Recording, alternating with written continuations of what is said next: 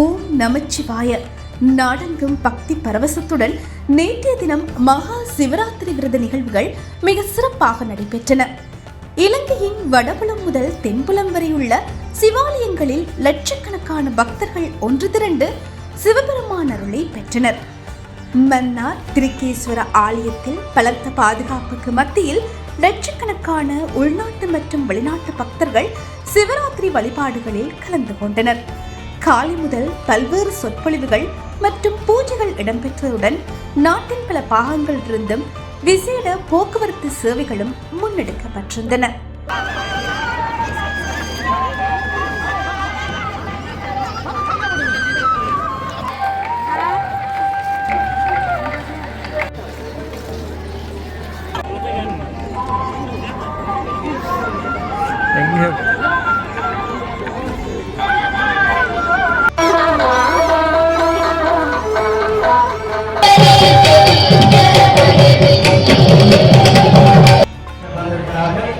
அந்த வகையிலே அந்த பொறுமை அமைப்பிற்கு ஆலயத்தினுடைய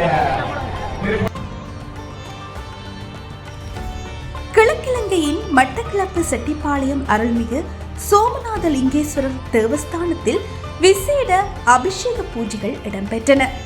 சிவஸ்ரீ குணேந்திர குருக்கள் தலைமையில் நடைபெற்ற இப்பூஜைகளில் பக்தர்கள் தமது கரங்களால் சிவலிங்கத்திற்கு பாலபிஷேகம் செய்து புனித கைங்கரியத்தில் ஈடுபட்டனர்.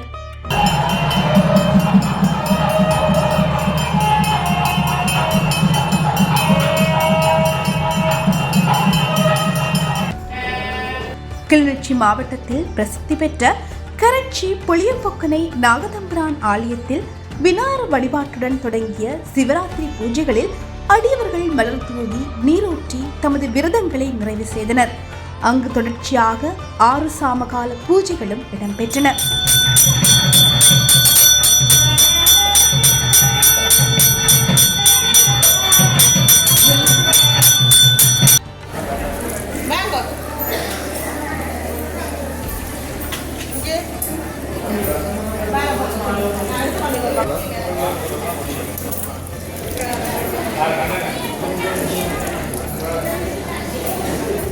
இதேவேளை யாழ்ப்பாணம் கீரிமலை நகுலேஸ்வரர் உள்ளிட்ட இதர வரலாற்று சிறப்புமிக்க சிவாலயங்களிலும் பல்லாயிரக்கணக்கான பக்தர்கள் சிவ தரிசனம் செய்தனர். சிவபெருமான் அருளால் உலகில் அமைதியும் சுபீட்சமும் நிலவ அடியவர்கள் பிரார்த்தித்தனர்.